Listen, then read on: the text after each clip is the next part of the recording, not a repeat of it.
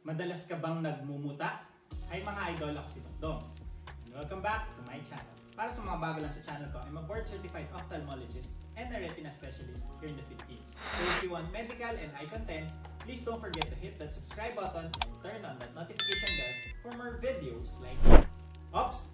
Disclaimer lang, ang mga videos na ginagawa ko ay hindi para mag-diagnose ng inyong mga sakit sa mata. Dahil mahirap mag-diagnose sa ganitong platform.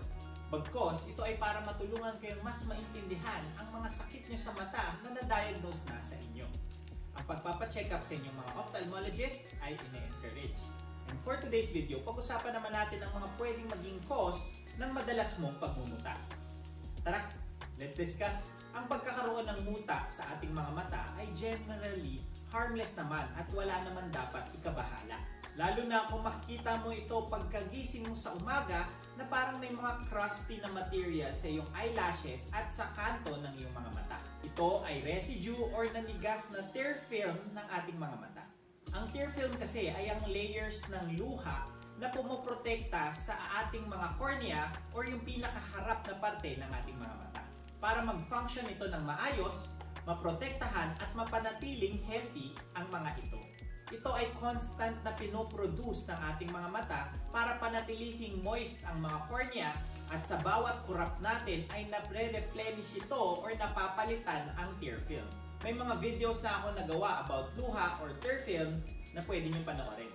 Pero dahil hindi naman tayo kumukurap sa ating pagtulog, ay naiipon lamang ito sa gilid ng ating mga mata at sa mga eyelashes na siyang tumitigas at nagpo-form ng mga parang crusty materials na minsan ay malagkit at basa. Ito ay normal na pangyayari kapag tayo ay natutulog. Kaya lang, hindi parating normal lamang ang pagmumuta at pwede itong senyales ng mas malalang sakit sa mata. Ang pinaka-common na sakit sa mata na pwede mag-cause ng pagmumuta ay ang infection sa mata. At isa dyan na yung tinatawag na blepharitis. Ito ay common na problem lalo na sa mga oily ang skin, sa mga elderlies at sa mga may dandruff. Na ang naaapektuhan ay ang mga eyelids at eyelashes na nagkakaroon ng pamamaga or inflammation nito. Pwede magkaroon ng pamumula ng eyelids, pamamaga nito at parang paghahapde ng mata. Makakapansin ka rin ng parang flakes or oily na mga muta sa base ng iyong mga eyelashes.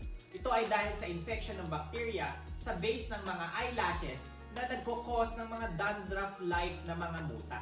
Pwede rin itong dahil sa mga mites na namamahay sa eyelashes ng ating mga mata. Isa pang common na infection sa mata na pwede pa rin mag-cause ng pagmumuta ay yung tinatawag na sore eyes or conjunctivitis. Actually, isa ito sa mga laging sinasabi ng patient kapag sila ay nagmumuta.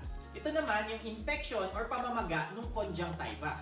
Ito yung balat na pumoprotekta sa puting parte ng ating mga mata hanggang dun sa likod ng ating mga talukap or eyelids. Kapag nagkaroon ng infection dito ay pwede mag-cause ng pamamaga at mag-cause ng conjunctivitis or sore eyes. Pwede itong dahil sa bacteria, virus at iba pang infection. Pag bacteria lang cause ay pwede itong mag-cause ng pamumula ng mata, paghapde, parang may puwing sa loob ng mata, at malalang pagmumuta na minsan color yellow or color green na.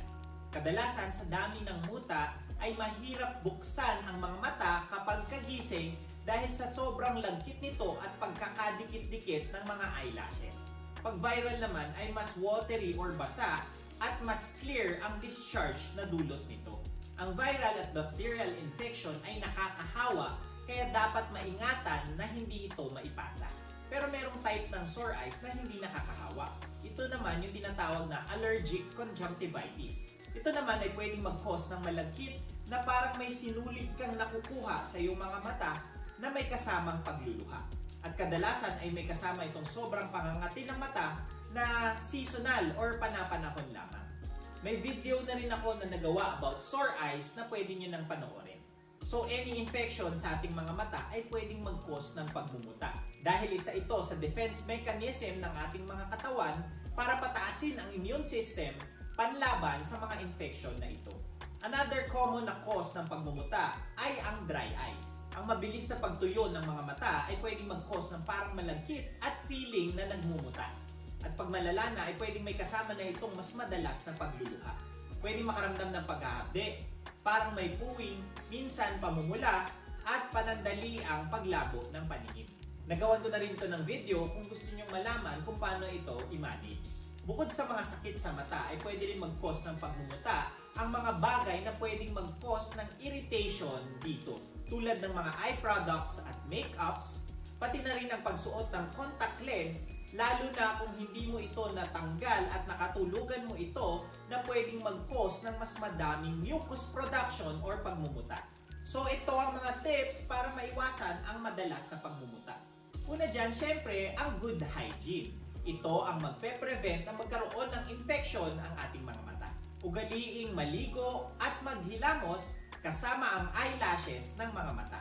Tanggalin ang mga eye makeups na nilagay at contact lens bago matulog.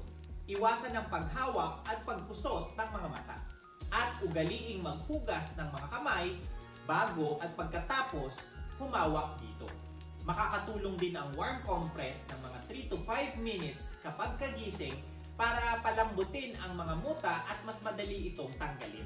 Kung ang pagmumuta naman ay sobrang dami na, nagkakadikit-dikit ang mga eyelashes at may mga ibang simptomas na tulad ng paglabo, pagsakit ng mata, pagkasilaw, pamumula at pamamaga nito, ay huwag mag-atubiling magpa-check up sa inyong mga ophthalmologist para mabigay ang tamang gamutan. Siyempre, kapag mayroong infeksyon na, ay iwasan ng humawak sa mga mata para hindi ito maipasa sa ibang tao. At kung hindi naman maiwasang mahawakan, ay siguraduhing maghugas ng kamay o kaya maglagay ng alcohol. Although usually normal naman ang pagmumuta, ay hindi ito parati. May mga sakit sa mata na pwedeng mag-cause ng malalang pagmumuta na kailangan ipa-check up. Kaya siguraduhin magpa-check up sa inyong mga ophthalmologist para ma-manage ito at mabigay ang tamang gamot dito. And that's it for today's video. Ngayon alam mo na ang mga pwedeng mag-cause ng madalas mong pagmumuta. Please don't forget to like, comment kung may mga questions or suggestions in topics, subscribe, and hit that notification bell for more medical and eye contents. Ngayon, mas may alam ka na. Ako po si Doc Doms. See you on my next video.